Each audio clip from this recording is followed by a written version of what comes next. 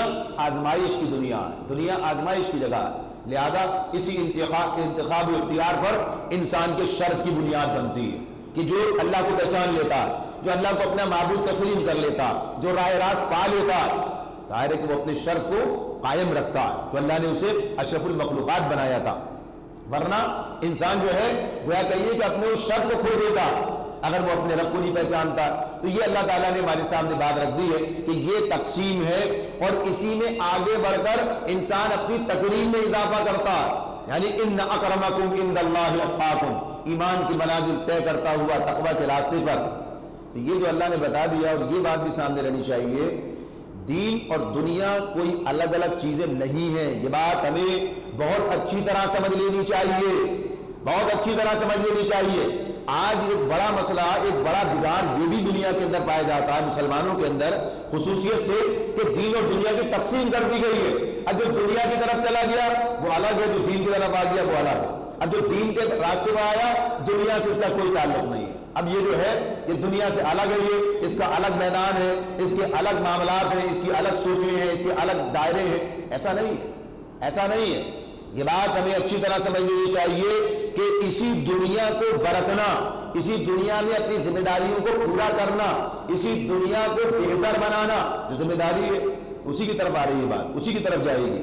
تو یہاں جو بات ہوئی ہے کہ ان اکرمکم عند اللہ اتقاکم، اللہ کے نزدیک زیادہ عزت والا وہ ہے جو زیادہ متقی ہے۔ تو متقی کی ایک تعریف یہ بھی ہے، یعنی اس کو بلا خوف تردید یہ بات میں آپ سے عرض کرتا ہوں کہ متقی کی ایک تعریف یہ بھی ہوگی کہ جو جتنا متقی ہوگا وہ انسانیت کے لیے اتنا ہی مفید بھی ہوگا۔ انسانیت کی بات کی ہے، مسلمانوں کی بات نہیں کی، انسانیت کی بات کی ہے۔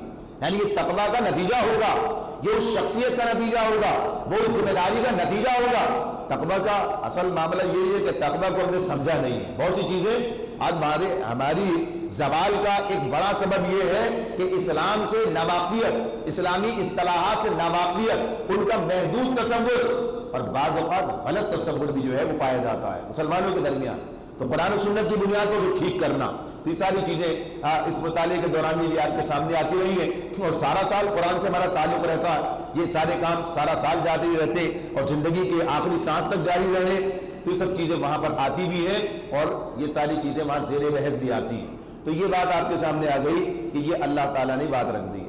اب یہاں پر یہ جو تقسیم ہوئی، بات کو آگے لے کے چلتے ہیں، تقسیم ہو گئی۔ تقسیم کیا ہو گئی؟ ایک کافر ہے، ایک مومن ہے، یہ تقسیم اللہ تعالیٰ نے کی ہے۔ اب کافروں کے لیے کیا ہے؟ کافروں کا معاملہ کیا رہے گا؟ مشرکوں کا معاملہ کیا رہے گا؟ کافروں کے لیے دعوت ہے، دلائل ہے، یعنی ان کے لیے کیا ہوگا؟ ان سے جیسے قرآن بات کرتا ہے، قرآن جب یا ایھا الناس کہہ کے بات کرتا ہے، جب عام لوگوں کو دعوت دیتا ہے، یا جب وہ اہل کتاب کی طرف رجوع کرتا ہے، یا دیگر قوموں کے والے سے بات کرتا ہے، تو ان کے سامنے توحید کی دلائل رکھتا ہے، ان کے سامنے اسلام کی حقانیت کے دلائل رکھتا ہے، ان کے سامنے رسالت اور آخرت کی بات رکھتا ہے، یعنی ایمان کی دعوت ہوتی ہے اور اس کے لیے دلائل ہوتے ہیں۔ اور جب اہل ایمان کی بات کرتا ہے، اہل ایمان جو اس دعوت کو قبول کر چکے ہیں، جنہوں نے جو اس دعوت پر ایمان لے آئے ہیں، جب ان کی بات کرتا ہے تو کیا کہتا ہے؟ انہیں احکامات دیتا ہے، اہل ایمان کو احکامات دیتا۔ یہ فرق ہے، یہ ہمیں سمجھنا چاہیے اور یہ ہمارے سامنے رہنا چاہیے۔ ہمارے لیے کیا ہے؟ احکامات ہیں۔ یا ایھا الذین آمنوا کتب علیکم الصیام، اے لوگوں جو ایمان لائے تم پر روزے فرض کر دیے گئے۔ اقیموا الصلاۃ، نماز قائم کرو، اللہ نے تمہارے اوپر فرض کر دی ہے۔ کتب علیکم القصاص فی القتلى، قتل کے مقدموں میں تم پر قصاص اللہ نے فرض کر دیا۔ یعنی ایسے آپ کو درجنوں کے محکمات ملیں گے جس کے اندر یہ بات ہمارے سامنے آئے گی کہ یہ کرو، یہ نہیں کرو، اس طرح کرو، اس طرح نہیں کرو۔ یہ سارا آپ نے مطالعہ کیا، سنا ہے۔ تو ان اہل ایمان سے کیا معاملہ ہے؟ یہ احکامات ہیں، احکامات ہیں۔ تو ہمیں اپنی حیثیت کو، اپنی حقیقت کو پہچاننا، یہ سب سے بڑا معاملہ ہے، یہ پہلا بنیادی مسئلہ ہے۔ آج ہم نے اپنی حیثیت کو فراموش کیا تو اس کا نتیجہ کیا نکلا ہے؟ اپنی ذمہ داریوں کا بھی پتہ نہیں ہے اور اس کے نتائج بھی ہم بھگت رہے ہیں، اس کی صورتحال کو بھی ہم دیکھ رہے ہیں۔ حالانکہ یہ معاملہ تو وہاں چلا جاتا ہے جو بہت ہی خطرناک صورتحال ہے۔ اللہ تعالیٰ نے یہ اپنی حیثیت کو بھلا دینے کی بات کہاں کی ہے؟ سورہ حشر کا آخری رکوع وہاں پر کہا ہے وَلَا تَكُونُوا كَالَّذِينَ نَسُوا اللَّهَ فَأَنسَاهُمْ أَنفُسَهُمْ، یہ بات کی اللہ تعالیٰ نے. دیکھو ان لوگوں کی طرح مت ہو جانا جنہوں نے اللہ کو بھلا دیا تو اللہ نے ان کا اپنا آپا یا اپنا نفس یا خود اپنے آپ کو خود فراموش ہو گئے, اپنی پہچان بھول گئے. اور وہاں کیا بات ہوئی تھی جب ہم اس مقام پر تھے تو کیا بات ہو رہی تھی؟ اللہ کو بھلانے کا مطلب کیا ہوتا ہے؟ وہ رشتہ, وہ تعلق, وہ نسبت جو بندے کی اللہ کے ساتھ ہے, جو میری اپنے رب کے ساتھ ہے. میں عبد وہ معبود, میں عبد وہ معبود. جب آدمی اس حیثیت کو بھلا دیتا ہے یا یہ حیثیت کمزور پڑ جاتی ہے یا یہ پس منظر میں چلی جاتی ہے تو نتیجہ کیا نکلتا ہے؟ انسان اپنی حقیقت کو فراموش کر دیتا, اپنی حیثیت کو بھول جاتا, اپنی ذمہ داری کا اسے احساس ہی نہیں ہوتا. وہ ہے کیا چیز, وہ ہے کیا چیز, یعنی پتہ نہیں چلتا. تو بنیادی معاملہ وہیں سے شروع ہوتا ہے, ایمان سے شروع ہوتا ہے, اللہ سے تعلق سے شروع ہوتا ہے. وہ معاملہ ٹھیک ہوگا سارے معاملات ٹھیک چلیں گے. تو ترتیب ہے ایک جو اللہ تعالیٰ نے ہمارے سامنے رکھی. اس لیے پہلے کیا ہے؟ عقیدہ ہوتا ہے, عقیدے کے بعد عمل ہوتا ہے. اگر عقیدے کی درستی نہیں ہوگی عمل کی درستی بھی ممکن نہیں ہے. ہم سمجھتے ہیں شاید عمل کا مسئلہ عقیدے کا بھی مسئلہ ہے. اپنی پوری زندگی میں اللہ تعالیٰ کی بندگی اختیار کرنا, عبادت کے موضوع پر بات رہی, سب آپ کے سامنے معبود کی ہی عبادت ہے. تو اس لیے تو اپنی حیثیت, اپنی حقیقت کو پہچاننے کی بات ہو رہی ہے. وقت بہت ہی مختصر ہے اس لیے چیزوں کو بس اسی طرح لے کے آگے چلتے ہیں. اللہ رب العالمین نے ہمارے بارے میں, ہم یعنی اہل ایمان کی بات ہے. اب ظاہر ہے اہل کفر کی بات تو الگ ہو گئی, دعوت کا میدان ہے, وہ کام ہمارا الگ ہے, وہ ہم دعوت کا کام کریں جو ہم تک پہنچے. لیکن اپنی ذمہ داریوں میں سے وہ ذمہ داری جو اس وقت ہمارے لیے ایک بڑا مسئلہ, یعنی ہمارے لیے ضروری چیز بن گئی ہے کہ جس کے احساس نہ ہونے کی بنیاد پر اور اس کے تقاضے پورے نہ کرنے کی بنیاد پر نہ صرف خود پریشان ہے بلکہ پوری دنیا کے حوالے سے ذمہ داری کو ادا کرنے سے قاصر ہے. اللہ تعالیٰ ہم سے کہتے ہیں, ہمیں کہتے ہیں, یعنی اہل ایمان کے بارے میں, کنتم خیر امت اخرجت للناس, کنتم خیر امت اخرجت للناس تأمرون بالمعروف وتنہون عن المنکر وتؤمنون باللہ. سب تفصیل ہے سورہ آل عمران کی آیت 110 سے. یہ بات آپ کے سامنے 10 دفعہ سنی ہوگی, آپ نے آیت یاد بھی ہوگی بہت سو کو. تو اللہ تعالیٰ ہم سے کیا کہہ رہے ہیں؟ پہلی بات تو یہ کہہ رہے ہیں کہ اب بہترین امت تم ہو. یہ بات یقیناً نبی اکرم صلی اللہ علیہ وسلم اور صحابہ کرام سے کہی جا رہی تھی, لیکن ہم ان سے الگ نہیں ہیں. ہم اسی تسلسل میں, اسی اللہ پر ایمان رکھنے والے, اسی رسول کی رسالت کا اقرار کرنے والے, انہی کے راستے پہ صحابہ کے اور اللہ کے رسول کے چلنے والے, اسی کی پیروی کرنے والے, یعنی اسی ایمان کے اسی راستے پر ہیں. تو یہ بات کسی اور کے لیے, ہمارے لیے بھی ہے. اللہ تعالیٰ جب ہم سے کہتے ہیں اب بہترین امت تم ہو, بہترین گروہ تم ہو جسے انسانوں کے لیے نکالا گیا ہے, یہ ہے بنیادی بات. دیکھیے ادھر چلے جائیں تو بہت وقت اس کے لیے بھی چاہیے کہ ہاں اب اس وقت تو صورتحال کچھ اور ہمیں نظر آتی ہے, خیر امت تو کہیں نظر نہیں آتے, تو ہمارے اپنے معاملات ہیں. یہ کمال زوال میں کیوں تبدیل ہو گیا, یہ بھی کسی درجے میں بات اسی کے درمیان میں آ جائے گی. لیکن پہلی بات جو یہاں سے لینی ہے وہ کیا ہے؟ اللہ تعالیٰ ہم سے یہ بات کہہ رہے ہیں اخرجت للناس, تمہیں انسانوں کے لیے میدان میں لایا گیا, تمہیں انسانوں کے لیے برپا کیا گیا. تم اپنی ذات کے لیے نہیں, یعنی صرف اپنی ذات کے لیے, صرف اپنی ذات کے لیے نہیں بلکہ صرف امت مسلمہ کے لیے بھی نہیں, ساری انسانیت کے لیے, یعنی تمہیں انسانوں کے لیے نکالا گیا میدان میں. سوچئے تو اسے قرآن کہہ رہا ہے, کوئی اور تو نہیں کہہ رہا ہے.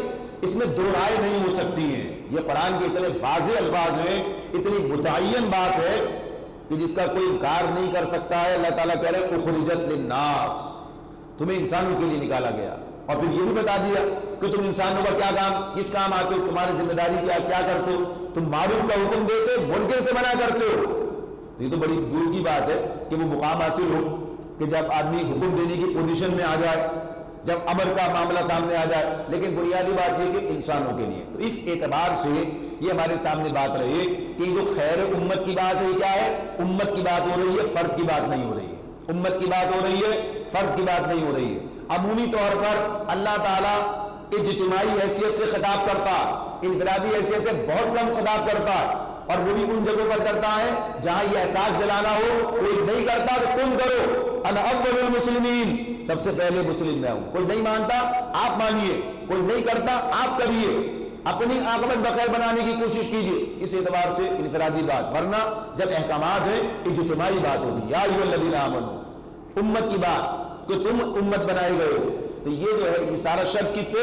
یعنی اسلام کی بنیاد پر، ایمان کی بنیاد پر. ساری خیر اسلام کی بنیاد پر، اس پر عمل کریں گے. اسی بنیاد پر کمال اور اسی کو چھوڑ دینے کی بنیاد پر زوال. یہ صورتحال ہے. تو بہرحال کیا بتایا گیا کہ تمہیں انسانوں کے لیے ایک بات. دوسرے مقام پر آئیے. اللہ تعالیٰ ہم سے کہتے ہیں سورہ بقرہ میں اللہ تعالیٰ نے آیت 149 میں فرمایا وَكَذَلِكَ جَعَلْنَاكُمْ أُمَّةً وَسَطًا لِتَكُونُوا شُهَدَاءَ عَلَى النَّاسِ وَيَكُونَ الرَّسُولُ عَلَيْكُمْ شَهِيدًا. یہ بات اس لیے ہے کہ جب تک اپنی حیثیت کا ادراک نہ ہو تو ذمہ داری کی ادائی کیسے ہوگی؟ اور ذمہ داری کی ادائی نہیں ہوگی تو کامیابی کیسے ملے گی؟ بھئی جو ہمیں جو ڈیوٹی دی ہے، جو کام ہمیں دیا گیا ہے، جو اسائنمنٹ ہمارا ہے، اگر وہ ہمارے سامنے نہ رہے اور ہم اس کو پورا نہ کریں تو کل کیسے مسئلہ حل ہوگا؟ جس نے یہ ڈیوٹی دی ہے، جس نے ذمہ داری دی ہے، جس نے یہ اسائنمنٹ طے کیا ہے اور اس نے کہا میں پوچھوں گا بھی تم سے کل جب تم میرے پاس آؤ گے تو یہ پورا کر کے جانا ہوگا نا. کسی نہ کسی درجے میں جتنا بھی ممکن ہوتا ہے تو یہ کام کرنا پڑے گا. یہ کام کیے بغیر گزارا نہیں ہے. جب اللہ تعالیٰ کہہ رہا ہم نے اسی طرح تمہیں امت بس بنایا ہے تاکہ تم لوگوں پر گواہ ہو. پھر اللہ تعالیٰ کیا کہتے ہیں لِتَكُونُوا شُهَدَاءَ عَلَى النَّاسِ. پھر ناس کی بات ہے، انسانوں کی بات ہے. یہ یعنی اللہ تعالیٰ اہل ایمان کی بات نہیں کر رہے، انسانوں کی بات کر رہے ہیں. یہ سارا معاملہ تو اسی لیے بنیادی بات ہے کہ اہل ایمان کا معاملہ کیا ہے، یہ انسانیت کے لیے جیتے ہیں. ان کا معاملہ اس اعتبار سے ہے. اللہ تعالیٰ نے ان کی ذمہ داری کس درجے میں رکھی ہے. ابھی شہادت کی ادائی کیسے ہوگی یہ اپنی جگہ بات ہے کہ اللہ تعالیٰ کے دین کو سمجھنا، اس پر عمل پیرا ہونا، اس پر ایک مثال بن کے کھڑے ہونا، ایک گواہ بن کے کھڑے ہونا. اس لیے کہ قرآن کیا کہتا ہے شہداء علی الناس ویکون الرسول علیکم شہیدا. جیسے رسول تم پر گواہ ہوئے تھے، جیسے نبی اکرم صلی اللہ علیہ وسلم نے پورے دین کو سارے انسانوں کے سامنے جو اس وقت ان کے سامنے رکھا تھا اور عمل پیرا ہو کر فرد سے لے کر ریاست تک سارا نظام بنا کے دکھایا تھا، سب نظام چلا کے دکھایا تھا، جدوجہد کر کے دکھائی تھی. مکے کے مراحل ہو چاہے مدینے کے مراحل ہو، سب جو ہے طے کیے تھے. اللہ نے آپ کو ہمارے لیے ایک مکمل رہنما بنایا، مکمل یعنی جس میں کوئی خلا نہیں ہے، کوئی کمی نہیں ہے، کوئی کسر نہیں ہے. یہ بھی ایک معجزہ یہ اپنی جگہ پر، اور وہ بھی آج تک جو ہے قائم ہے، موجود ہے. یعنی وہ سیرت اپنی جگہ قابل عمل، انتہائی اعلیٰ اور قابل عمل. تو یہ سیرت کے حوالے سے کبھی بات ہے تو یہ ایک معجزہ سامنے آتا. تو بہرحال اللہ تعالیٰ نے یہ بات ہمیں بتائی. پھر ذرا سا اور لیجیے اس لیے کہ یہ اتنا اہم معاملہ ہے کہ یہ سمجھ میں نہیں آئے گا تو کام نہیں چلتا. آج ہم اپنی ذات سے آگے بڑھ کے سوچنے کے لیے تیار نہیں ہے. اپنی ذات کو صرف وہی ہمارا اصل ادب بن کے رہ گئی ہے، اور جب وہ اصل ادب بن گئی تو نتیجہ کیا نکلا؟ خود بھی غلط راستے پہ چلے گئے. یعنی یہ نہیں ہے کہ اگر چلو اپنی فکر کی تو معاملہ ٹھیک ہو گیا، ایسا نہیں ہے. اپنی فکر کرنے کے نتیجے میں معاملہ پھر اصل سے بالکل مختلف ہو گیا. اللہ تعالیٰ کہتے ہیں تیسرا مقام سورہ انفال آیت 139 میں کہتے ہیں وَقَاتِلُوهُمْ حَتَّى لَا تَكُونَ فِتْنَةٌ وَيَكُونَ الدِّينُ كُلُّهُ لِلَّهِ. اللہ تعالیٰ فرما رہے ہیں اور ان سے لڑو. قتال کی بات ہو رہی ہے یہاں پر. یہ آخری مرحلہ ہوتا ہے، آخری یعنی جہاد کی چوٹی ہے. اسی کی بات کی اللہ تعالیٰ نے کہ یہ مرحلے بھی آ جائیں گے. تو کہا صحابہ کرام سے بات ہو رہی ہے، نبی صلی اللہ علیہ وسلم سے بات ہو رہی ہے. سورہ انفال کے اندر بھی یہ غزوہ بدر کے بعد یہ آیت نازل ہوئی ہے. اس سے پہلے سورۃ البقرہ کے اندر بھی یہ آیت اسی طرح سے موجود ہے پہلی ہجری میں، پھر یہ دوسری ہجری کے اندر موجود دوبارہ سورہ انفال میں ہے. کیا کہا؟ اور ان سے لڑو یہاں تک کہ فتنہ ختم ہو جائے اور دین سارا کا سارا اللہ کے لیے ہو جائے. دین سارا کا سارا اللہ کے لیے ہو جائے. تو یہ فتنہ کیا ہے اور یہ کن سے لڑنے کی بات ہو رہی ہے اور کہاں سے فتنہ ختم ہونے کی بات ہو رہی ہے؟ دونوں مقامات اٹھا لے، نام کوئی نہیں ہے، نام کوئی نہیں ہے. اہل ایمان سے بات ہو رہی ہے کہ اہل ایمان کا یہ کام ہے، وہ یہ کام کریں گے اور ان سے لڑو. تو ظاہر ہے جو سامنے تو ان کی بات ہے، لیکن نام نہیں لیا. کیوں نہیں لیا؟ کہ یہ بات کیا ہے؟ ایک مستقل بات ہے، یہ ہر دور کے لیے بات ہے. یہ تو اللہ تعالیٰ ہم سے بات کہہ رہے ہیں، اللہ نے یہ بات کی اہل ایمان سے کہ تمہاری یہ ذمہ داری ہے. تو اب یہاں یہ جو فتنہ ہے، اصل میں فتنہ کیا ہے؟ انسانوں پر انسانوں کا جبر، انسانوں پر انسانوں کا جبر مکے میں کیا ہو رہا تھا بھائی؟ یہ جبر کا جو معاملہ تھا، یہ دین، یہ دعوت، یہ نہیں چلنے دیں گے۔ دعوت ہے، کوئی جھگڑا نہیں ہے، کوئی زور زبردستی نہیں ہے، کوئی طاقت کا استعمال نہیں ہے، کوئی اور معاملہ ایسا تصادم کا نہیں ہے مسلمانوں کی طرف سے۔ مسلمانوں کی طرف سے وہ تو کیا ہے، بلکہ ان کے ساتھ تو ظلم ہے، زیادتیاں ہے۔ جو شخص اسلام قبول کر لے گویا وہ ہدف بن گیا، اب جو چاہے اس کے ساتھ کرو۔ قرآن کیا کہتا ہے؟ سورہ بلد پڑھی تھی نا، اللہ تعالیٰ کہتے ہیں یہ وہ حرم جس کے اندر یعنی جانوروں کی جان محفوظ ہے، اور جانور کے نباتات تک کی بات ہے، یہ وہاں کی گھاس نہیں کاٹی جاتی، یعنی صورت حال ہے یہ۔ اللہ تعالیٰ کہتے ہیں لا اقسم بهذا البلد وانت حل بهذا البلد، قسم ہے اس شہر محترم کی، تمہیں اس شہر میں حلال کر لیا گیا، یعنی جو چیز ساری دنیا کے لیے حرام ہے کہ کوئی کسی پر یہاں ہاتھ نہیں ڈالے گا۔ مشرکین مکہ کا یہ معاملہ تھا، مشرکین مکہ جن کا حال یہ تھا کہ انتقام کے لیے اس صدیوں تک چلتے تھے اس کے پیچھے، اپنے باپ کے قاتل کو اگر وہ حرم میں دیکھ لے نگاہیں جھکا کے گزر جاتے، ہاتھ نہیں ڈالتے تھے۔ یہ ان کی تاریخ تھی، یہ ان کا معاملہ، حرم کا یہ احترام تھا۔ لیکن نبی کرم صلی اللہ علیہ وسلم ان کے ساتھ جو ظلم ہوا ہے وہاں پر، وہی حرم کے اندر بھی ہوا ہے، آپ کے ساتھ ہوا ہے، اور بکر صدیق رضی اللہ تعالیٰ کے ساتھ ہوا ہے، عبداللہ ابن مسعود رضی اللہ تعالیٰ، یہ مارا ہے، پیٹا ہے حرم کے اندر، ابو ذر غفاری رضی اللہ تعالیٰ کے ساتھ کیا ہے، یعنی کوئی ایک معاملہ مستقلی معاملہ۔ تو یہ کیا ہے؟ یہ جبر ہے، یہ ظلم ہے، یہ اور پوری داستان ہے۔ اب کیا بات ہو رہی ہے؟ فتنہ، اور اصل فتنہ کیا ہے؟ بنیادی سے اور آگے بڑھ کر کیا ہوتا ہے کہ بنیادی طور پر انسانوں کو انسانوں کی غلامی سے نکالا جائے، ظلم کی بالادستی کو چیلنج کیا جائے۔ ظلم کی بالادستی نہیں چلے گی۔ اب آپ دیکھیں کتنا بڑا کام ہے، یعنی اس فتنے کو ختم کرنا، اور یہ کب ہوگا ختم؟ اللہ نے کیا بتایا اس معاملے میں؟ حتی لا تکون فتنہ ویکون الدین کلہ للہ، اور دین پورا کا پورا اللہ کے لیے ہو جائے۔ اس سے کیا مراد ہے؟ اس سے مراد یہ ہے کہ اللہ کا دین کی حکمرانی قائم ہو جائے۔ اس سے مراد کیا ہے؟ یہ نہیں سارے لوگ مسلمان ہو جائیں، سارے لوگوں کے مسلمان ہونے کا تو کوئی معاملہ ہی نہیں رکھا اللہ تعالیٰ نے۔ اللہ نے خود کہہ دیا، یعنی جبر کو ختم کیا ہے، لا اکراہ فی الدین، دین میں کوئی زور زبردستی نہیں ہے، کوئی زور زبردستی نہیں ہے۔ قد تبین الرشد من الغی، ہم نے ہدایت اور گمراہی کو واضح کر کے الگ الگ رکھ دیا۔ فمن یکفر بالطاغوت ویؤمن باللہ، اب جو اللہ طاغوت کا انکار کر کے اللہ پر ایمان لایا اس کا یہ معاملہ ہے، اور جو نہیں لایا اس کا دوسرا معاملہ ہے۔ سب بتا دیا، جبر کوئی نہیں ہے، زور کوئی نہیں ہے، زبردستی کوئی نہیں۔ اور اگر کسی زبردستی کسی کو ایمان پر مجبور کیا جائے تو اس ایمان کی بھی کوئی حیثیت نہیں ہے اللہ کے نزدیک۔ یہ تو دل کے پورے ثبات و قرار کے ساتھ، پوری آمادگی کے ساتھ، پورے اخلاص کے ساتھ یہ دین قبول کرنے کی بات ہو رہی ہے۔ جو لوگ جھوٹ موٹ دین قبول کر کے آئے منافق کہلائے، ان کا دین قبول نہیں کیا اسلام نے، اللہ تعالیٰ نے۔ تو بہرحال معاملہ کیا ہے؟ تو اس اعتبار سے جبر تو اللہ تعالیٰ چاہتے نہیں، تو یہ کام ہمارے سپرد کیا، یعنی فتنے کا خاتمہ اور اللہ کے دین کا قائم ہو جانا۔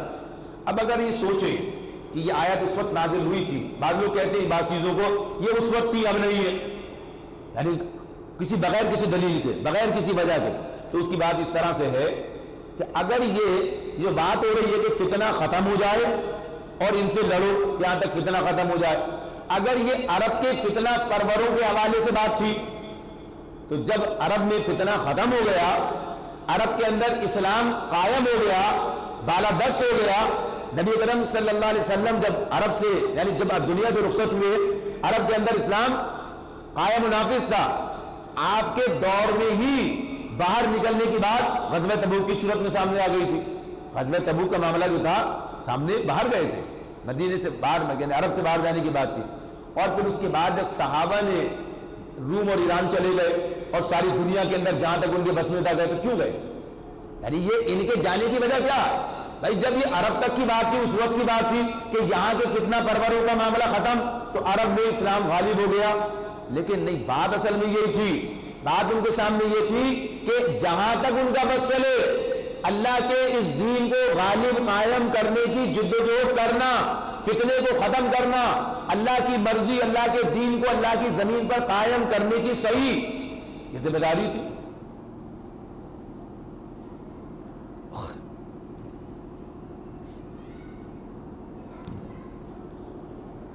تو اس اعتبار سے یہ بات جو ہے وہ باہر نکلے اور یہ کام کیا انہوں نے، یہ کام کیا. تو اس سے کیا پتہ چلتا ہے ذمہ داری کی وسعت کتنی ہے. یہ ہم کس بات کو دیکھ رہے ہیں؟ ہماری ذمہ داری، ہماری حیثیت، ہمارا کام جس کے بارے میں ہم سے پوچھا جائے گا، جس کے بارے میں ہم سے پوچھا جائے گا کہ یہ بات تم نے سمجھی تو پھر کیا کیا، اور سمجھی ہی نہیں، یہ تو اس سے بڑا جرم ہو گیا. یعنی سمجھنے کی کوشش ہی نہیں کی، اتنی زندگی گزر گئی، تمہیں یہ نہ پتا چلا کہ تمہاری زندگی کا مقصد کیا ہے، تمہیں کس لیے اللہ نے دنیا میں بھیجا ہے. تو مسلمان کا معاملہ کیا ہے؟ اللہ کی مرضی، اللہ کے دین کو اللہ کی زمین پر قائم کرنے کی صحیح کی ذمہ داری یہ اس کے سپرد ہے. صحابہ اسی لیے باہر نکلے، پوری دنیا کے اندر پہلے آگے تک گئے. تو یہ بات واضح رہنی چاہیے. اس کوشش کا آغاز، یہ صحیح کی ذمہ داری کوشش کی ذمہ داری ہے، اس کوشش کا آغاز اپنی ذات اور اپنے پیروں کے نیچے کی زمین سے ہوتا. یعنی اس کوشش کا خود ذاتی طور پر ایسا نہیں کیا کہ مکے میں شرک رہا ہو، مدینے کے اندر کام نہ ہوا ہو اور لوگ باہر نکل گئے ہو، ایسا نہیں. پہلے عرب کے اندر اپنے پیروں کے نیچے کی زمین، خود اپنی ذات کا معاملہ کہ اپنی ذات کو اللہ کے تابع کر دینا، اس ذات پر اللہ کا دین قائم ہو جانا، اور جہاں ہوں وہاں بھی اللہ کا دین قائم کرنے کی صحیح کروں. تو اس کے بعد جہاں تک میرے بس میں ہو، اللہ جتنی توفیق دے، اللہ کی تائید جتنی مجھے حاصل ہو رہا ہے جہاں تک چاہوں. تو ایسے صحابہ کرام نے کیا. تو یہ ہمارے سامنے مثال ہے، یہ ہمارے سامنے بات ہے. تو بہرحال ساری بات ہمارے سامنے کیا آ جاتی ہے کہ امت مسلمہ کی ذمہ داری ہے، امت مسلمہ کی ذمہ داری ہے کہ اللہ کی زمین پر موجود ظلم کے نظام، باطل کی بالادستی کو ختم کر کے اس کی جگہ اسلام کے نظام عدل کو قائم کرنے کی صحیح پہم میں لگا رہے. یہی مطلب ہے اخرجت للناس کا، یہی مطلب ہے کہ سارے انسانوں کے لیے نکالے گئے نا اخرجت للناس. تو اس لیے کیا بات ہوئی؟ ہم دنیا کے مسائل سے بے نیاز نہیں رہ سکتے. اپنی دیکھو، اپنے گھر میں اپنی ذات، وہ چلے گی دکان تک یہاں تک آ جائے گی، وہ چلے گی دکان تک آئے گی اپنی. جب آدمی خود غرضی کے معاملہ ہوتا ہے، جب آدمی اپنی اس اعتبار سے جب محدود ہوتا جاتا ہے تو شیطان اسے اپنی ذات تک پہنچا دیتا ہے. حالانکہ اس کی ذمہ داری کیا تھی؟ اخرجت للناس. اخرجت للناس قرآن کہہ رہا ہے، شہداء علی الناس قرآن کہہ رہا ہے، اور 10 چیزیں سامنے آ جائیں گی اس معاملے میں کہ فتنہ ختم کرو، تمہاری ذمہ داری، امن قائم کرو، ظلم کا خاتمہ. تو غرض یہ کہ یہ معاملہ، تو ہم دنیا کے مسائل سے بے نیاز نہیں رہ سکتے. ہماری ذمہ داری لیکن ظاہر ہے کہ جب اس مرحلے پہ پہنچیں گے تو بات ہوگی. تو اس مرحلے تک آگے جانا یہ کام ہے، یہی مطلب ہے اخرجت للناس کا. تو اسی لیے جو کہا ہے خنجر چلے کسی پہ تڑپتے ہیں ہم امیر، سارے جہاں کا درد ہمارے جگر میں. یعنی ہم ساری دنیا کے لیے اللہ تعالیٰ نے ہمیں نکالا. لیکن ظاہر ہے کہ ابھی ہم اپنے ذات کے معاملے میں پریشان ہیں، تو یہ بات کہیں نظر ہی نہیں آ رہی. تو یہ بات ہمارے سامنے رہنی چاہیے. آدمی کو اپنی منزل کا پتہ ہونا چاہیے. ابھی سفر شروع بھی نہیں کیا ہو، یعنی ابھی آپ گھر بیٹھے ہوئے، لیکن آپ نے طے کیا ہوتا ہے کہ آپ نے کہاں جانا ہے. یعنی جب سفر درپیش ہوتا ہے تو سفر کی منزل آدمی کے پیش سامنے ہوتی ہے، یہاں جانا ہے اور اس راستے سے جانا ہے، اس ذریعے سے جانا ہے. اور جس کے سامنے یہ نہ ہو صرف چلنا ہی یہ کام ہو، کہاں جانا ہے یہ تو نہیں پتا ہے. یعنی جو دائرے کا مسافر ہو، جو دائرے میں چل رہا ہے، جس کی کوئی منزل ہی نہیں ہے، تو یہ آدمی جو ہے دانشمند نہیں ہو سکتا. اور مومن دانشمند ہوتا ہے، مومن احمق نہیں ہوا کرتا. مومن جو ہے، تو اسی لیے کیا کہا نبی صلی اللہ علیہ وسلم نے، کوئی بات دین سے الگ نہیں ہے، کہا مومن کی فراست سے ڈرو، اللہ کے نور سے دیکھتا ہے. یعنی اس کو جو دانشمندی ملی ہے وہ اللہ کی عطا ہے، وہ اللہ کی عطا ہے جو اسے ملی ہے، جو شرح صدر ملا ہے، جو اسے دین کی سمجھ ملی ہے، جو اسے دنیا کی سمجھ ملی ہے.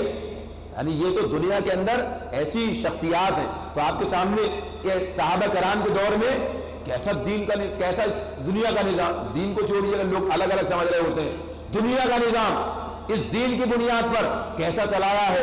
کوئی طبقاتی نظام نظر آ جائے، کوئی استحصال نظر آ جائے، کوئی ظلم کا معاملہ نظر آ جائے، کوئی انسانوں کی غلامی کا معاملہ نظر آ جائے.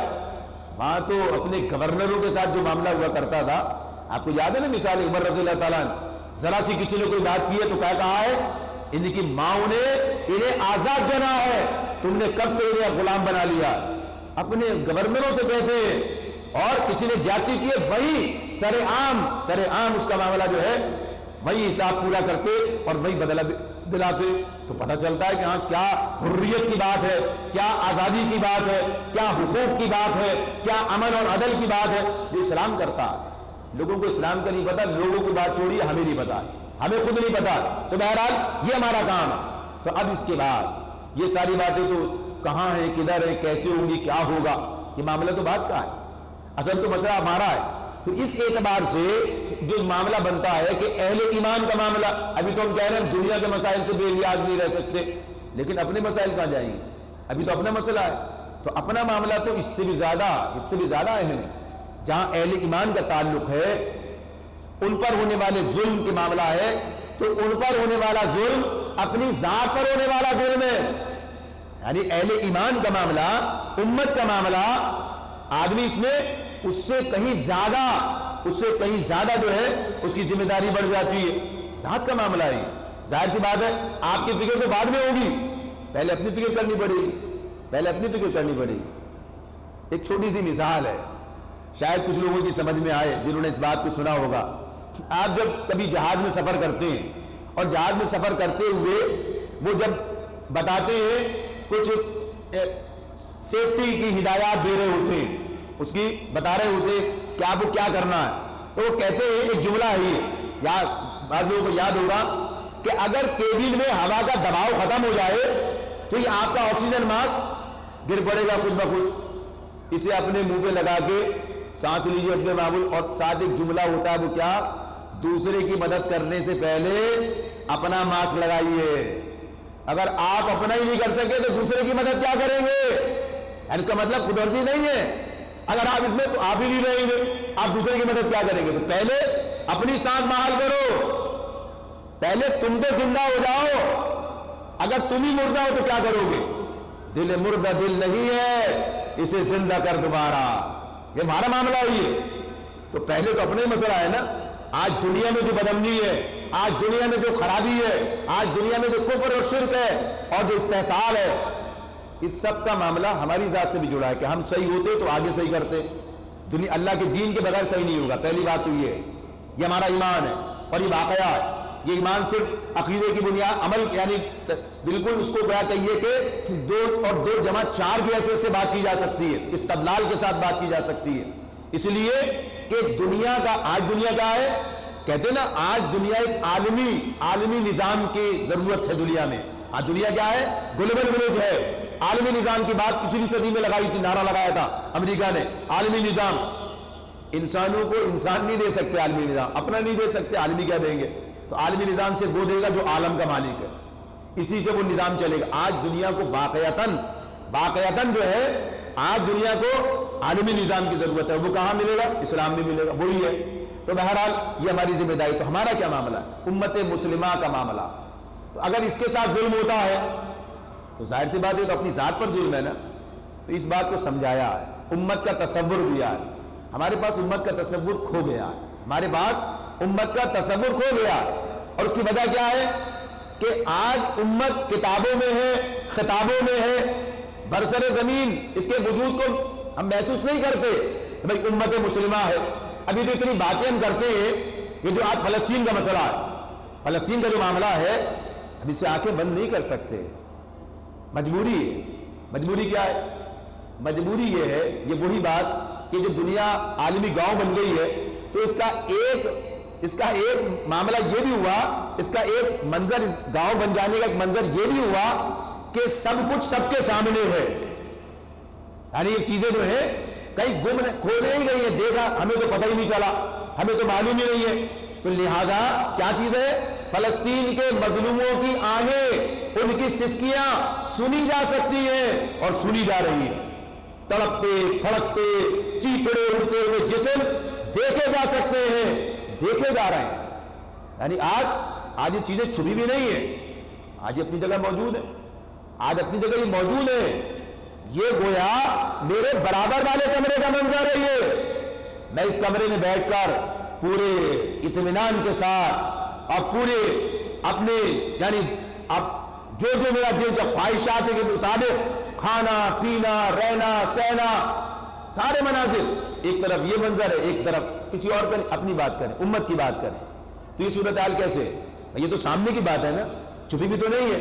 نبی اکرم صلی اللہ علیہ وسلم فرما رہے ہیں، ہم سے یہ بات کہی گئی، نعمان بن بشیر رضی اللہ تعالیٰ عنہ کی روایت، وہ روایت کرتے ہیں کہ نبی اکرم صلی اللہ علیہ وسلم نے فرمایا کہ مسلمانوں کا معاملہ کیا ہے؟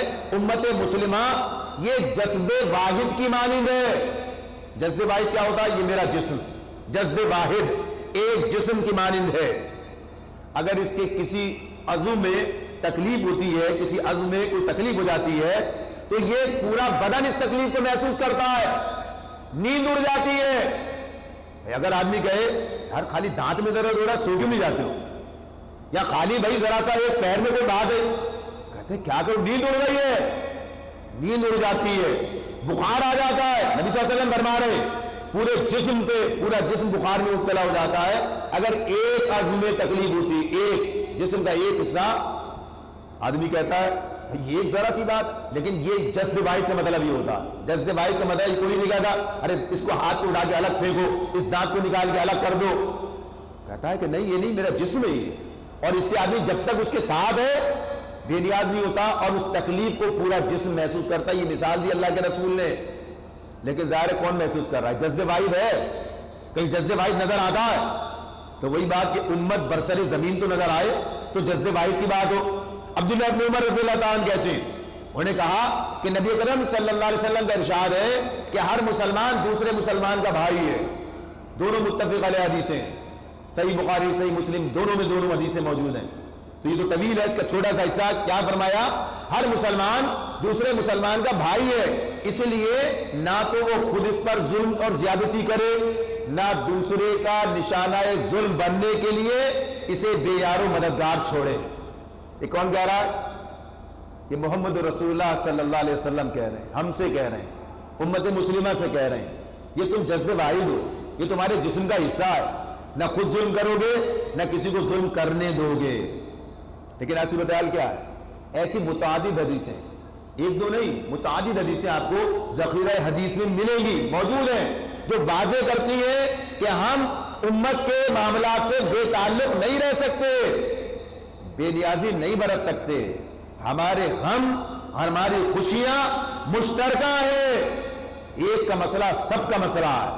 لیکن آپ دیکھ رہے ہیں ایک خطے میں یہ صورتحال ہے، باقی پوری دنیا کے اندر مسلمان اتنے ممالک ہیں، اتنے معاملات ہیں، کم نہیں ہے، لیکن جو صورتحال ہے وہ آپ کے سامنے۔ تو وجہ اس کی یہی ہے کہ جو امت سے جس چیز کا مطالبہ ہے، امت سے جس چیز کا مطالبہ ہے وہ امت عملاً اس طرح برسر زمین موجود نہیں ہے جس طرح ہونا چاہیے، بس ہے کتابوں میں ملے گی، خطابوں میں ملے گی، جزوی طور پر کہیں مل جائے گی۔ اس کی وجہ کیا ہے؟ اس کی وجہ کیا؟ دیکھیے پھر وہی بات ہے کہ جب تک آدمی اپنے مرض کی تشخیص نہ کرے اس کا علاج نہیں کر سکتا ہے۔ یعنی اس معاملے میں اس کی بڑی بنیادی وجہ یہ ہے کہ کسی چیز کی کوئی بنیاد ہوتی، کیوں یہ امت، کیوں میں اکیلا بس میری ذمہ داری جو کروں پوری ختم بات، لیکن اللہ نے امت کا معاملہ کیا، اللہ نے فرد کی بات نہیں کی، اللہ نے اجتماعیت کی بات کی، اللہ نے ذمہ داری بحیثیت مجموعی انسانوں کے سامنے رکھی۔ تو اس طرح سے مسئلہ یہ ہوا کہ دین کی وسعت، دین کا معاملہ کیا ہوا؟ عام طور پر چند چیزوں پر بس یہ دین ہے، باقی سب کیا ہے؟ سب دنیا، اور یہ تفریق کوئی مسئلہ نہیں۔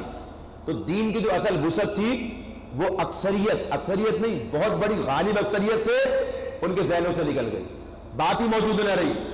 ظلم کا ساتھ دینے والے، ظلم کرنے والے، اللہ کے باغی، اللہ کے نافرمان، اللہ کے دین کو مغلوب کرنے کے لیے، یعنی جو ان کے بس میں سب کر دینے والے، چند مراسم عبودیت کے ساتھ وہ دین کے بڑے آدمی کہلا رہے ہیں، پتہ ہی نہیں ہے، سامنے بات ہی نہیں، اس لیے کہ قرآن جو کہتا ہے وہ سب کے سامنے نہیں ہے۔ تو یہ دھوکہ ہے جس کے اندر مبتلا ہے۔ تو دین کی وسعت اور دین کے غلبے کا تصور معدوم ہے مسلمانوں میں، دین کی وسعت اور دین کے غلبے کا تصور۔ اور جب بھائیوں یہ بات آپ لکھ لیجئے، یاد کر لیجئے، یہ جو ان کے پاس یہ محفوظ ہے وہاں سے لے کے سن لیجئے گا، اور سارا جتنا چاہیں اس پر آپ تحقیق کریں اور مجھے بھی بتائیں اگر کوئی اور بات سامنے آتی ہے کہ اس کے بغیر، یعنی اس کام کے بغیر امت کا کوئی کردار بنتا ہی نہیں ہے، اس کے بغیر امت کا کردار نہیں بنتا۔ تو ظاہر سی بات ہے جب دنیا میں مسلم امت کا کردار سامنے نہ رہا تو امت بے معنی چیز ہو کر رہ گئی۔ امت بے معنی چیز ہے، اس لیے بے معنی ہے کہ امت کا کوئی ہدف نہیں ہے، امت کے سامنے کوئی گول نہیں ہے، اس کے سامنے کوئی کام نہیں ہے۔ امت کس لیے؟ امت کا تو کام یہ تھا نا، پوری امت مل کر ہر جگہ پر، ایک تو اپنے معاملے میں جذب واحد، اپنے معاملے میں یہ اس حیثیت سے سامنے آئے گی، دوسری طرف کیا ہوگا؟ دوسری طرف یہ اللہ کے دین کو اس دنیا میں غلبہ دلانے کے لیے ایک ذمہ دار کی حیثیت سے سامنے آئے گی۔ اخرجت للناس کنتم خیر امت اخرجت للناس، تو جب یہ امت بنے گی تو یہ ہوگا نا معاملہ۔ تو جب یہ کام ہی او بھائی دوسرے کو لیے کیا جینا، اپنی جینا، کوئی کہتا ہے پہلے فلانا، کوئی کہتا ہے فلاں، تو پہلے تو اپنی ذات ہی آ جائے، ختم ہوگی بات۔ اللہ کہہ رہا ہے اخرجت للناس، اللہ تعالیٰ کہتا ہے شہداء علی الناس، تو یہ اللہ کی بات مانے تو اللہ کی بات مانیں گے تو امت بنیں گے، اس سے بغیر نہیں بنیں گے۔ یہ معاملہ اپنی جگہ پر ہے۔ تو اس صورتحال کے اندر بات شاید وقت تو اپنے کوشش کرتے ہیں جلدی سے مکمل کریں، واپس آتے ہیں۔ اب وہ ایک آیت میں نے اور پڑھی تھی آپ کے سامنے، وَمَا لَكُمْ لَا تُقَاتِلُونَ فِي سَبِيلِ اللَّهِ وَالْمُسْتَضْعَفِينَ مِنَ الرِّجَالِ وَالنِّسَاءِ وَالْوِلْدَانِ، تمہیں کیا ہو گیا؟ اللہ تعالیٰ سوال کر رہے ہیں، یہ سورہ نساء ہے، سورہ نساء کی آیت 75، اس میں اللہ تعالیٰ سوال کر رہے ہیں۔ یہ سوال کیا ہو رہا ہے؟ تمہیں کیا ہو گیا؟ وَمَا لَكُمْ لَا تُقَاتِلُونَ فِي سَبِيلِ اللَّهِ، اللہ کے راستے میں لڑتے نہیں ہو ان بے بس مردوں اور عورتوں اور بچوں کے لیے، یستضعفون من الرجال والنساء والولدان، قرآن کہہ رہا ہے، کوئی اور نہیں کہہ رہا۔ آپ نے سماعت کیا ہے، ترجمہ سارا آپ کے سامنے گزرائی۔ اللہ تعالیٰ کہتے ہیں کیا ہو گیا تمہیں، کیوں نہیں لڑتے ان کے لیے؟ جو کہہ رہے ہیں کہ ہمارے رب ہمیں اس ظالم اس بستی سے نکال جس نے ظلم کے پہاڑ توڑ رکھے ہیں، یہ سارا مضمون آپ کے سامنے۔ یہ کس سے بات ہو رہی ہے؟ یہ خطاب کس سے ہے؟ مجھ سے، آپ سے، ایک حیثیت سے تو اپنی جگہ رہے گی بات، لیکن بنیادی طور پر کیا میں کر سکتا ہوں؟ آپ کر سکتے ہیں مسئلہ حل؟ آپ یا میں یہ کر سکتے ہیں؟ نہیں کر سکتے، نہیں کر سکتے، اور نہ کرنے کا مطالبہ ہے یہ کہ کوئی بھی فرد اٹھے اور اٹھ کر جو اعلان یہ علم بلند کر دے، نہیں۔ قرآن ضابطہ دیتا ہے، نظام دیتا ہے، طریقہ کار دیتا ہے، سسٹم دیتا ہے، اس کے مطابق ذمہ داری دیتا ہے۔ تو مدینے میں نازل ہو رہی ہے، سورہ نساء ہے یہ، یعنی زمانہ گزر چکا ہے، غزوہ بدر بھی ہو چکی ہے، احد بھی ہو چکی ہے، اس زمانے کی بات ہے یہ، لیکن کس سے بات ہو رہی ہے؟ مسلمان قیادت ہے۔ تو آج کی بات کس سے؟ اس کا مخاطب کون ہے؟ مراکز قیادت۔ اس کے مخاطب کون ہے؟ مراکز قیادت اس کے مخاطب ہے، یعنی اتنے مسلمان ملک، ان کی قیادتیں، ان کی افواج، یہ سارے ان کا کام ہے۔ یعنی بنیادی طور پر یہ جو معاملہ ہے، ہم تو دست بدست ساتھ ہیں، ہر معاملے میں ساتھ دینے کے لیے تیار ہیں، لیکن بنیادی طور پر یہ ذمہ داری کس کی ہے؟ آج اگر ہم مطالبہ کرتے ہیں، اپنی فوج سے مطالبہ کرتے ہیں، اپنے ملک سے، اپنی حکومت سے مطالبہ کرتے ہیں، اس کی بنیاد بتائیے کیا ہے؟ اس کی بنیاد کیا ہے؟ اس مطالبے کی بنیاد کیا ہے؟ ہم تو اس ملک کو تسلیم بھی نہیں کرتے، الحمدللہ، اسرائیل کو ہم تسلیم نہیں کرتے، ارے الحمدللہ ساری کوششوں کے باوجود ابھی تک یہ صورتحال موجود ہے۔ لیکن اس معاملے میں کیا ہمارے قوانین ملک کے ایسے ہیں جو کہتے ہیں کہ امت کے ہوا معاملے میں آپ بے تعلق نہیں رہ سکتے؟ کیا ہمارے قوانین ایسے ہیں؟ نہیں ہیں۔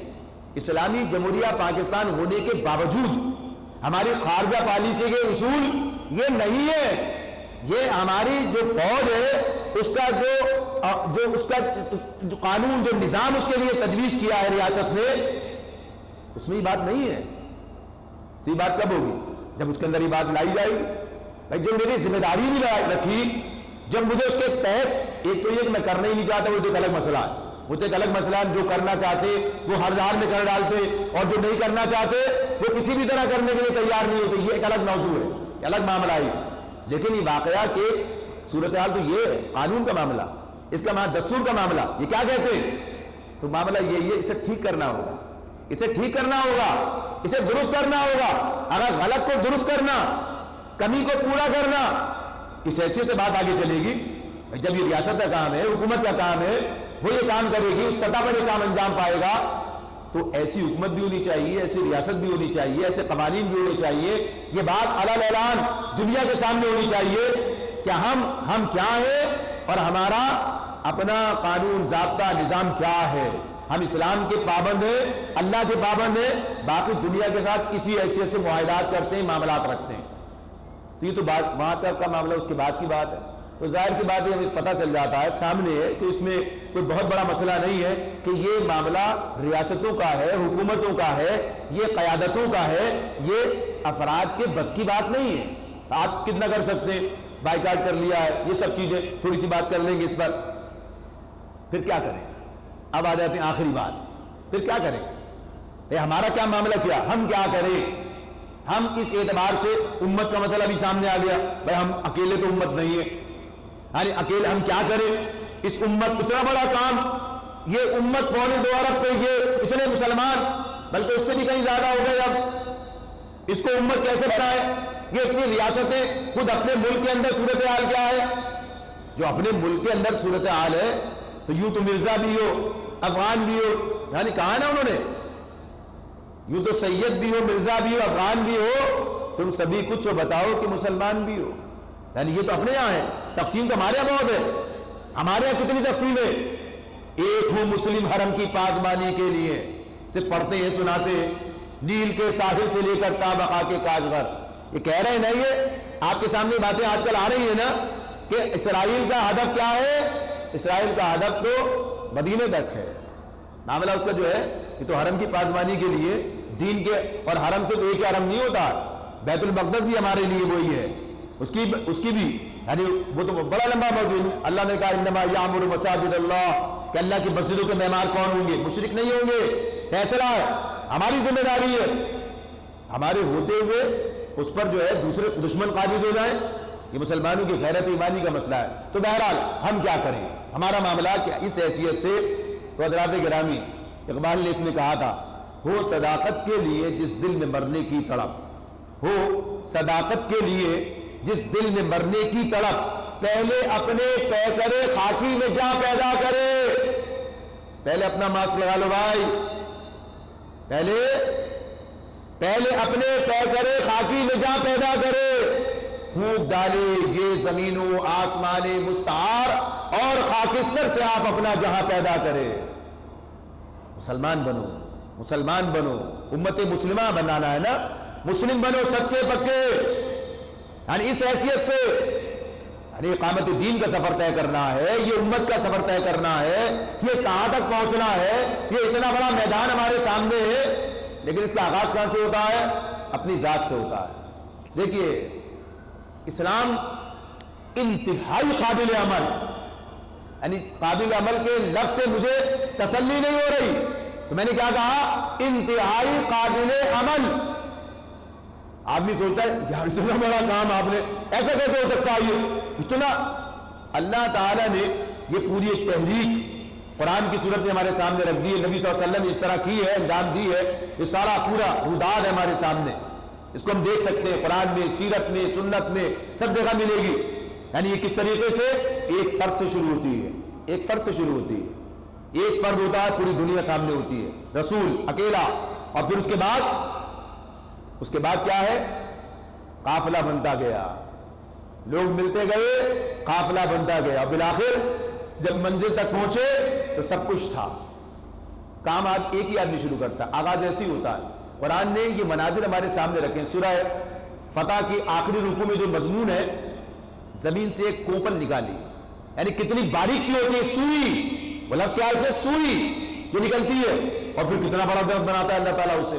یہ اللہ کی قدرت ہمارے ساتھ ہے، اللہ کی مدد ہمارے ساتھ ہے، ہم اکیلے نہیں ہیں، پہلے دن سے اکیلے نہیں ہیں، ہم اللہ پر ایمان لانے کے بعد اس راستے پر ہیں، ہم اللہ کے رسول کی پیروی کرتے ہوئے اس راستے پر ہیں، ہم اکیلے نہیں ہیں، اکیلے تو نہیں، ہمارا سفر تو اللہ کے ساتھ شروع ہوتا ہے۔ اللہ سے بڑی حیثیت عرضی کیا ہے، یعنی اس معاملے میں تو یہ جو معاملہ ہے کہ اپنی ذات سے اس کا جو آغاز ہے، یہ بھی کہا ہر فرد ہے ملت کے مقدر کا ستارہ، افراد کے ہاتھوں میں ہے اقوام کی تقدیر، افراد کے ہاتھوں میں ہے اقوام کی تقدیر، ہر فرد ہے ملت کے مقدر کا ستارہ۔ تو یہ افراد، یہ فرد، میں فرد، آپ، ہم دو مل کے افراد ہیں، ہم افراد ہیں۔ تو اللہ تعالیٰ نے جو نظام رکھا ہے، جو ہمارے سامنے کام رکھا ہے، اس کی تدریج، ترتیب، طریقہ کیا ہے؟ اپنی ذات، اپنی ذات انتہائی قابل جو میں کر سکتا ہوں۔ اپنے اوپر تو میرا بس چلتا ہے نا، اپنے اوپر چلتا ہے۔ اگر میرا بس اپنے اوپر بھی نہیں چلتا ہے تو پھر میں یہ خواب دیکھنا چھوڑ دوں۔ اگر میرا بس اپنے اوپر نہیں چلتا ہے، کیا کریں، مجبوری ہے، اب ایسا ہے، یہ مجبوری ہے، وہ مجبوری ہے، کبھی اندر سے مجبوری ہے، کبھی باہر سے مجبوری ہے، تو مجبور لوگوں کی دنیا نہیں چلے گی۔ مجبوروں کا معاملہ نہیں ہے یہ، مجبوری کو چھوڑ کے آنے والوں کا معاملہ ہے۔ اسی لیے کیا کہا ہے؟ وہ ایک سجدہ جسے تو گراں سمجھتا ہے، ہزار سجدوں یعنی ہزار مجبوریوں سے۔ یہ سجدے کیا ہیں؟ یہ اس جگہ مجبوری کا لفظ رکھ دیجئے، ہزار سجدوں سے دیتا ہے آدمی کو نجات۔ ایک اللہ کے بندے بن کے جیو، ساری مجبوریاں ختم ہو جائیں گی۔ طے کر لو، صرف طے کر لو۔ اللہ نے جو سارا قرآن پڑھا، ابراہیم کے واقعات پڑھے علیہ السلام، ان کے معاملات پڑھے، اکیلا آدمی، اکیلا آدمی، اللہ نے کیا کہا؟ ان ابراہیم کان امہ، ابراہیم اکیلا اپنی ذات میں ایک امت تھا۔ کیا کام کر کے گیا؟ اللہ نے رکھا نا ہمارے سامنے، یوسف علیہ السلام رکھا نا ہمارے سامنے، یعنی کردار ہے یہ جنہوں نے اپنی ذات سے بنوایا، اور صحابہ نے بھی، اللہ کے رسول کا معاملہ بھی یہی ہے۔ ہمارے سامنے جیسے کام شروع ہوتا ہے 13 سال مکے کے، تو ہم سے کہا ہی جاتا ہے اپنی ذات، اپنا کام، اپنی ذمہ داری۔ اگر اس پر شرح صدر ہو جائے تو ساری بات آگے چلتی ہے۔ مسئلہ یہی ہے، ابھی بھی کہتے تو لوگ یہ، بہت سے لوگ یہ کہتے ہیں، مگر وہ دین کا وسیع درست تصور رکھے بغیر کہتے ہیں۔ بس نماز پڑھ لو، روزہ رکھ لو، کام کر لو، سچ بول لو، کچھ دیانتداری کی بات کر لو، کچھ حرام حلال کا تھوڑا تمیز کر لو، وہ بھی سب کے لیے نہیں ہوتا۔ وہ بھی معاملہ کچھ مجبوری، یہ مجبوری، وہ مجبوری، اور ساری مجبوریاں جو ہیں وہ دین کے معاملے میں ہی ہے۔ تو بہرحال اللہ تعالیٰ اس کے ساتھ جب ہم یہ سمجھ لیتے ہیں تو پھر ہمیں راستہ مل جاتا ہے، پھر ہمیں اپنے اندر انقلاب لانا، اپنے اندر انقلاب۔ تو یہ میں نے کہا، وہ صداقت کے لیے جس دل میں مرنے کی تڑپ، پہلے اپنے پیکر خاکی میں جہاں پیدا کرے، یہ زندہ جاگتا عقیدے کے اعتبار سے، عمل کے اعتبار سے، جد و جہد کے اعتبار سے، دنیا سے لڑ جانے کا حوصلہ لے کر، اپنے رب کی طاقت کو اپنے ساتھ لے کر چلا جاتا ہوں ہنستا کھیلتا موجے حوادث سے۔ اگر آسانیاں ہوں، زندگی دشوار ہو جائے، کیا آپ کے سامنے صحابہ ہے؟ کیا ہے یہ؟ خالی کہنے سنانے کہانیاں نہیں، اس کہانی کا جیتا جاگتا کردار بنیے، اس کہانی کا جیتا جاگتا کردار بنیے۔ اسی کی دعوت ہے، اسی کی دعوت ہے، اسی کے لیے بیٹھے، اسی کی طرف بلاتے، آئیے اس اجتماعیت کا حصہ بنیے، یا کسی اور اجتماعیت کا حصہ بنیے جو اسی کام کے لیے اٹھی ہو، جو اسی کام کے لیے اٹھی ہو، اللہ کے دین کے قیام کے لیے، دنیا سے نظام باطل کا خاتمہ کرنے کے لیے۔ اس میں کوئی شرم نہیں ہے، اس میں کوئی جھجک نہیں ہے، اس میں ہمیں کوئی کسی قسم کا کوئی ہیزیٹیشن، کوئی ہم کسی سے شرما کے کہے جو بات اللہ نے ہم سے کہہ دی ہے۔ هو الذی ارسل رسولہ بالہدی ودین الحق لیظہرہ علی الدین کلہ ولو کرہ المشرکون۔ تمہارے رسول کو اللہ نے اسی ہدایت اور دین حق کے ساتھ بھیجا ہے تاکہ اسے سارے ادیان پر غالب کرو، چاہے مشرکوں کو کتنا ہی برا لگے، چاہے مشرکوں کو کتنا ہی برا لگے۔ کہا سورہ شورى میں پھر کہا، یہ تو سورہ سب سورہ کہا ان اقیم الدین، ہم سے کہا اللہ نے، ہم سے نبی صلی اللہ علیہ وسلم کے ذریعے دین قائم کرو، ولا تتفرقوا فیہ، اس معاملے میں متفرق نہ ہو جاؤ، کبر علی المشرکین ما تدعوہم الیہ۔ یہی وہ بات ہے جو مشرکین کو بڑی ناگوار گزری ہے۔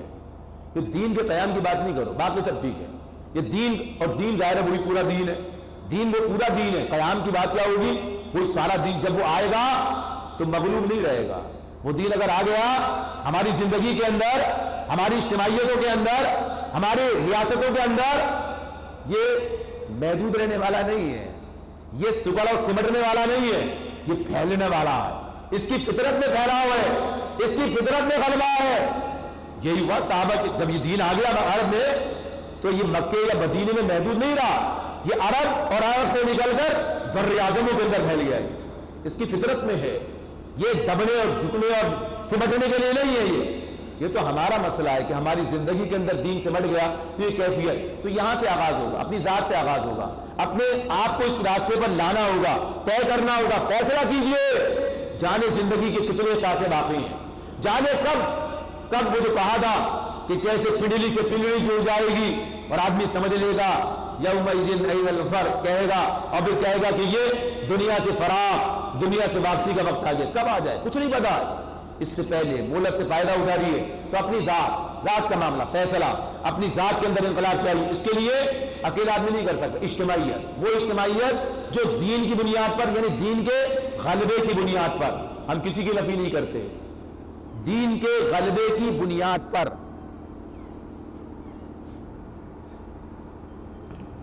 دین کے غلبے کی بنیاد پر، نہ کہ مسلک، نہ کہ اور دیگر مسائل، بالکل ایک مسلم ہونے کی بنیاد پر، سب کے لیے مکاتب فکر ہیں، لوگوں کے انداز ہیں، لوگوں کی باتیں، جب ہم اصل کام پہ آئیں گے آپ دیکھیں گے یہ افتراق، یہ انتشار ختم ہوتا چلا جائے گا، یہ تو دشمن کا ڈالا ہوا ہے کہ یہ آپس میں سر پٹول کرتے رہو اور ہم اپنی جگہ پر اپنا کام جاری رکھتے ہیں، تو اللہ تعالیٰ نے یہ راستہ میں بتا دیا، تو راستہ کیا ہے؟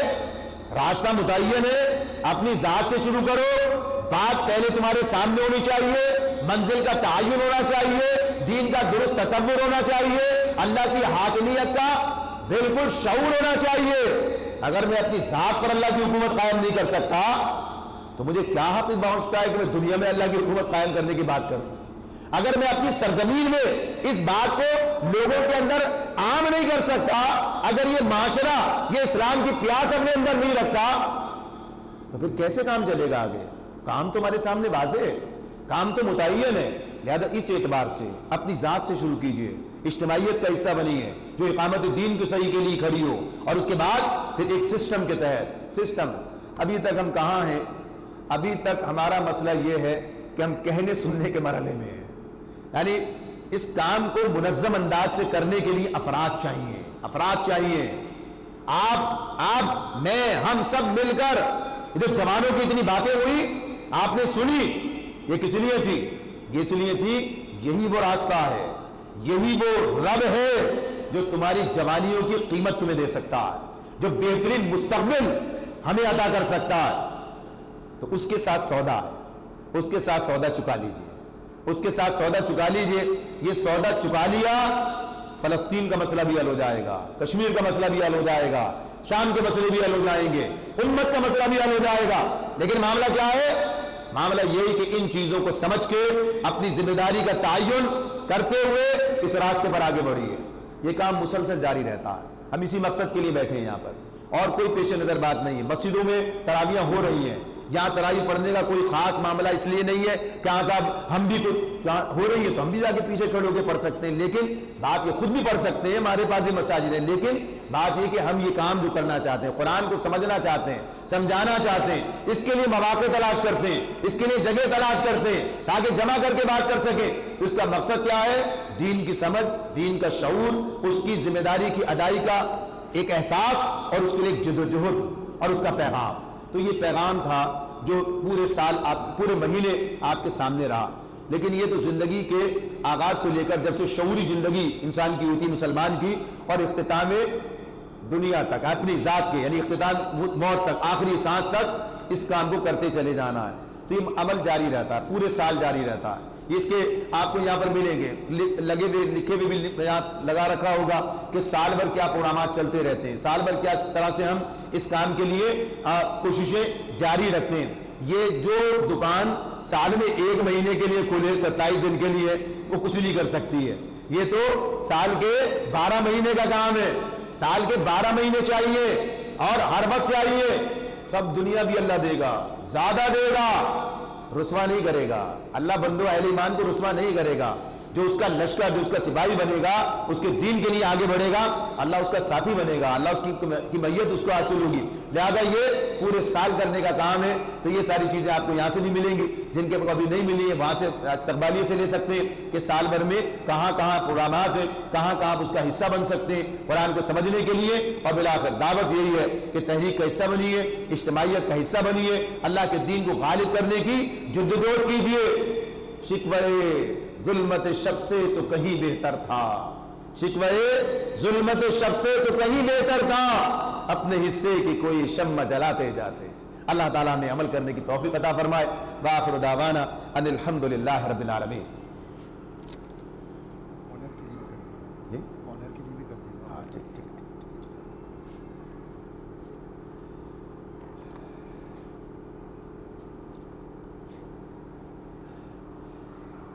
دعا کرتے ہیں اور پھر اس کے بعد یہاں سے جو معلومات ہیں آپ کو یہاں سے حاصل ہو جائیں گی انشاءاللہ تعالیٰ۔ اور اسی کے ساتھ وہ ایک بات کہی تھی لیکن وہ رہ گئی، تو اسی کا ایک تھوڑا سا حصہ یہاں آ بھی رہا ہے اس معاملے میں۔ وہ جو بائیکاٹ کی بات تھی وہ کہا تھا کریں گے، لیکن وہ ذہن سے بھی نکل گئی اور موقع ٹائم وقت بھی ختم ہوا۔ بنیادی طور پر ہمیں خود انحصاری چاہیے، دوسروں کی غلامی سے باہر نکلنے کے لیے۔ یہ بھی ایک الگ موضوع کسی اور وقت ہو جائے گا، بس دو جملے میں بات پوری ہو جائے کہ خود انحصاری کے لیے خود کفالت کی ضرورت ہے، اور خود کفالت کے لیے سادگی اپنائیے۔ یہ خود بخود مسئلے یا جو بائک ہم سوچتے ہیں اس طرح کہ ہم صرف وہی چیزیں باہر سے لے جو ہماری مجبوری ہو، تو سادگی کی طرف، تو اس کا ایک اظہار آج بھی انشاءاللہ آپ کے سامنے ہے۔ تو دعا کرتے ہیں، اس پر اختتام کریں گے۔ الحمدللہ رب العالمین والعاقبۃ للمتقین والصلاۃ والسلام علی رسولہ النبی الکریم۔ اللہم اعنا علی ذکرک وشکرک وحسن عبادتک۔ اللہم انا نسألک العفو والعافیہ والمعافاة الدائمة فی الدین والدنیا والآخرہ والفوز بالجنة والنجاة من النار۔ اللہم اید الاسلام والمسلمین، اللہم اعز الاسلام والمسلمین، اللہم اذل الشرک والمشرکین، اللہم دمر اعداء الدین، اللہم انصر من نصر دین محمد صلی اللہ علیہ وسلم واجعلنا منہم، اللہم اخذل من خذل دین محمد صلی اللہ علیہ وسلم ولا تجعلنا منہم۔ رب یسر ولا تعسر، رب اتمم الخیر، رب اغفر وارحم وانت خیر الراحمین۔ اللہم ارنا الحق حقا وارزقنا اتباعہ، اللہم ارنا الباطل باطلا وارزقنا اجتنابہ۔ ربنا آتنا فی الدنیا حسنۃ وفی الآخرۃ حسنہ وقنا عذاب النار۔ ربنا لا تزغ قلوبنا بعد إذ هديتنا وهب لنا من لدنك رحمة إنك أنت الوهاب۔ ربنا هب لنا من أزواجنا وذرياتنا قرة أعين واجعلنا للمتقين إماما۔ ربنا اغفر لنا ذنوبنا وإسرافنا في أمرنا وثبت أقدامنا وانصرنا على القوم الكافرين۔ ربنا اصرف عنا عذاب جهنم، ربنا اصرف عنا عذاب جهنم إن عذابها كان غراما إنها ساءت مستقرا ومقاما۔ ربنا لا تزغ قلوبنا بعد إذ هديتنا وهب لنا من لدنك رحمة إنك أنت الوهاب۔ ربنا فاغفر لنا ذنوبنا وكفر عنا سيئاتنا وتوفنا مع الأبرار۔ ربنا وآتنا ما وعدتنا على رسلك ولا تخزنا يوم القيامة، ولا تخزنا يوم القيامة إنك لا تخلف الميعاد، إنك لا تخلف الميعاد۔ اللهم أحسن عاقبتنا في أمور كلها وأجرنا من خزي الدنيا وعذاب الآخرة۔ اللهم اكفنا بحلالك عن حرامك وأغننا بفضلك عمن سواك، وأغننا بفضلك عمن سواك۔ ربنا لا تؤاخذنا إن نسينا واخطأنا، ربنا ولا تحمل علينا إصرا كما حملته على الذين من قبلنا، ربنا ولا تحملنا ما لا طاقة لنا به، واعف عنا واغفر لنا وارحمنا أنت مولانا فانصرنا على القوم الكافرين، فانصرنا على القوم الكافرين۔ رب اغفر وارحم وأنت خير الراحمين۔ اللهم إنك عفو تحب العفو فاعف عنا، اللهم إنك عفو تحب العفو فاعف عنا۔ رب اغفر وارحم وأنت خير الراحمين۔ يا حي يا قيوم برحمتك نستغيث، يا حي يا قيوم برحمتك نستغيث۔ يا الله انصرنا فإنك خير الناصرين، يا الله انصرنا فإنك خير الناصرين، يا الله وافتح لنا فإنك خير الفاتحين، يا الله واغفر لنا فإنك خير الغافرين، يا الله وارحمنا فإنك خير الراحمين، يا الله وارزقنا فإنك خير الرازقين، يا الله واهدنا ونجنا من القوم الظالمين۔ رب اغفر وارحم وأنت خير الراحمين۔ یا اللہ ہماری دعاؤں کو قبول فرما لے، یا اللہ فلسطین کے مسلمانوں کی مدد فرما، یا اللہ ظالموں کا خاتمہ فرما دے، یا اللہ ظلم کا خاتمہ فرما دے، یا اللہ ظالموں کی سرکوبی فرما دے، یا اللہ امت مسلمہ کے اندر بیداری پیدا فرما دے، یا اللہ ہمیں اپنی ذمہ داریوں کو سمجھ لے اور ادا کرنے کی توفیق عطا فرما دے، یا اللہ ہمارے گناہوں کو معاف فرما دے، یا اللہ ہماری خطاؤں سے درگزر فرما دے، یا اللہ ہمیں توبہ کی توفیق عطا فرما دے، یا اللہ اخلاص نیت اور اخلاص عمل عطا فرما دے، یا اللہ ہمیں اپنی ذمہ داریوں کو سمجھنے ادا کرنے والا بنا دے، یا اللہ قرآن میں تو نے ہمیں راستہ دکھا دیا، یا اللہ ہمیں اس راستے کو اختیار کرنے، اس پر چلنے اور پورے استقامت کے ساتھ آگے بڑھنے کی توفیق عطا فرما دے، یا اللہ تو نے ہمیں بتا دیا، یا اللہ ہم اس راستے سے بھٹکے ہوئے آگے پیچھے، یا اللہ ہمیں اسی راستے پر قائم و دائم رکھ، ہمیں اپنی ذمہ داریوں کو سمجھنے ادا کرنے والا بنا دے، امت کی طرح جینے اور امت کی ذمہ داریاں پورے کرنے اور امت کے تحت مرنے کی ہمیں توفیق عطا فرما دے،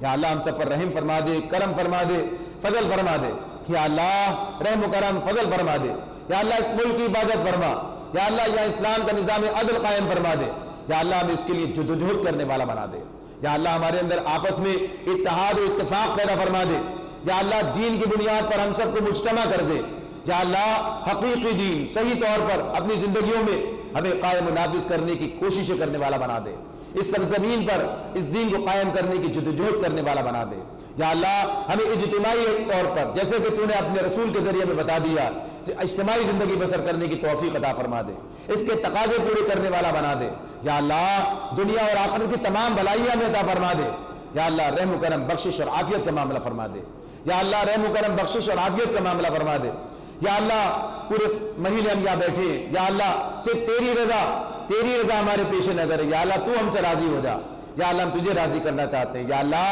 تو ہم سے راضی ہو جا، اخلاص نیت اور اخلاص عمل عطا فرما دے، یا اللہ ہمیں اس راستے پر چلنے کی توفیق عطا فرما دے جو تیری رضا کا راستہ ہے، یا اللہ ہمیں وہ عمل کی توفیق عطا فرما دے جس عمل سے تو راضی ہوتا ہے، یا اللہ ہمیں اقامت دین کی جدوجہد کرنے والا بنا دے، یا اللہ ہمیں اپنی ذمہ داریوں کو سمجھنے اور ادا کرنے کی توفیق عطا فرما دے، یا اللہ ہم سب پر رحم فرما دے، کرم فرما دے، فضل فرما دے، یا اللہ ہماری اس حاضری کو قبول فرما لے، یا اللہ ہمارے اس بیٹھنے کو قبول فرما لے، یا اللہ ہماری اس کوشش کو اپنی بارگاہ میں قبولیت کا درجہ عطا فرما دے، اس قرآن کو ہمارے لیے یا اللہ رہنما بنا دے، یا اللہ اس کے پیچھے چلنے والا، اس پر عمل کرنے والا، اس کو سمجھنے، اس کو نافذ کرنے کی جدوجہد کرنے والا ہم سب کو بنا دے، یا اللہ اس کا حق ادا کرنے والا ہمیں بنا دے، یا اللہ ہمیں زندہ رکھ تو اسلام پہ زندہ رکھ، یا اللہ ہمیں موت دے تو ایمان پر موت عطا فرما دے، یا اللہ ہمارے مسائل حل فرما دے، تو جانتا ہے، یا اللہ تو واقف ہے، یا اللہ جو لوگ بیمار ہیں سب کو صحت کاملہ اور عاجلہ عطا فرما دے، یا اللہ عارف سومروں کے بھائی ہیں، ان کی ساس ہیں، عارف الدین کی ساس آمنہ بیگم ہے،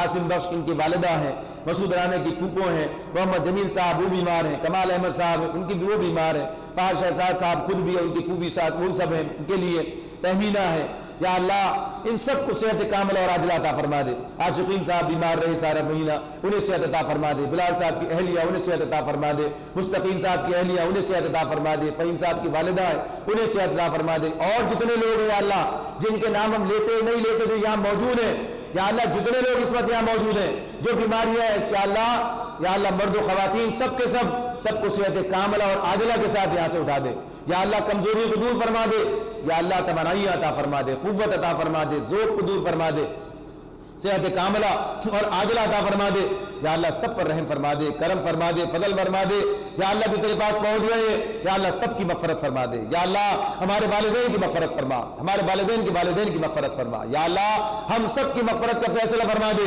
ہمارے بیوی بچے عزیز و اقارب، یا اللہ تمام امت مسلمہ کی مغفرت فرما دے، یا اللہ تمام امت مسلمہ کی مغفرت فرما دے، یا اللہ فاطمہ بانو، غلام نبی، سلمان بھائی کے والد، یا اللہ اور دیگر شکیل صاحب دیگر، یا اللہ جو بھی ہے، یا اللہ ہماری بہن ان کا انتقال ہوا فردوس بیگم، یا اللہ اور دیگر جو لوگ تجھے پاس پہنچ چکے جو اس دوران میں گئے ان کی بھی جو اس سے پہلے تیرے پاس پہنچ چکے، یا اللہ سب کی مغفرت فرما دے، سب کی مغفرت فرما دے، یا اللہ ہمیں اپنی مغفرت کا سامان کرنے کی توفیق عطا فرما دے، رحم و کرم بخشش اور عافیت کا معاملہ فرما دے یا اللہ تو جانتا ہے جو مسائل ہیں جو مشکلات ہیں جو پریشانیاں ہیں یا اللہ کوئی روزگار سے پریشان ہے یا اللہ کوئی رشتوں کے معاملے سے پریشان ہے کوئی اولاد چاہتا ہے یا اللہ تو سب جانتا ہے اور تیرے سارے فیصلے حکمت پر مبنی ہے یا اللہ لیکن تو نے ہمیں حکم دیا ہے کہ ہم اپنے مسئلے تیرے حاضر آگے رکھ دیں تجھ سے مانگے یا اللہ تو ہمیں عطا فرما دے یا اللہ تو نے حکم دیا ہے بس اللہ من فضلی اللہ تو نے حکم دیا ہے کہ مجھ سے میرا فضل مانگتے رہو ہم تجھ سے تیرا فضل مانگتے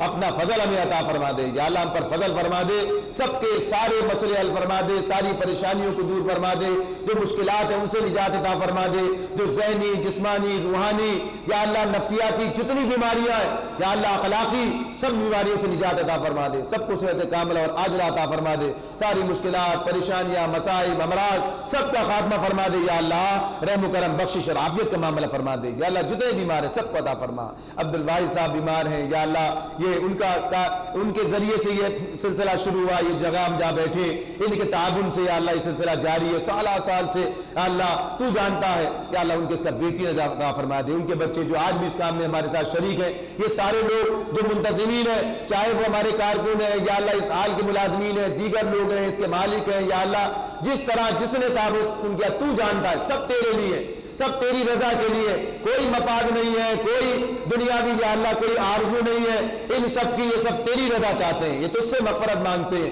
یہ تجھ سے اپنے مسائل کا حل مانگتے ہیں ہم سب جو یہاں موجود ہیں یا اللہ سارے حاضرین سارے یا اللہ جنہوں نے قرآن سنایا جنہوں نے سنا جنہوں نے ترجمہ کیا جنہوں نے سنا ہم سب تیرے محتاج ہیں ہم سب تیرے آگے دست بدعا ہیں یہ ساری خواتین یہ سارے مرد یا اللہ ہم تیرے سامنے دست بدعا ہیں یا اللہ ہم سب کے مسئلے حل فرما دے یا اللہ ہمارے سارے مشکلات ختم کروا دے یا اللہ ہمارے بچوں کو سیدھے راستے پر چلا دے اقامت دین کے راستے پر چلا دے یا اللہ ہمارے گھروں کو دین کا مرکز بنا دے یا اللہ ہمیں اپنی ذات کے اعتبار سے اپنے گھروں کے اعتبار سے یا اللہ جہاں جہاں ہمارا سے رسوخ ہے یا اللہ واقعی ایک ایمان کی شہادت دنیا کے سامنے پیش کر سکیں یا اللہ ہمارے گھر دین کے مرکز بن جائیں دین کی گواہی دینے والے بن جائیں ہمارے بیوی بچے ہمارے عزیز و اقارب ہمارے سب یا اللہ ہم سب جو ہے یہ تحریک اسلامی کے تمام حضرات و خواتین یا اللہ اور دیگر لوگ جو اقامت دین کی جدوجہد میں جہاں جہاں مصروف ہیں یا اللہ سب کی کوششوں کو اپنی بارگاہ میں قبولیت کا درجہ عطا فرما دے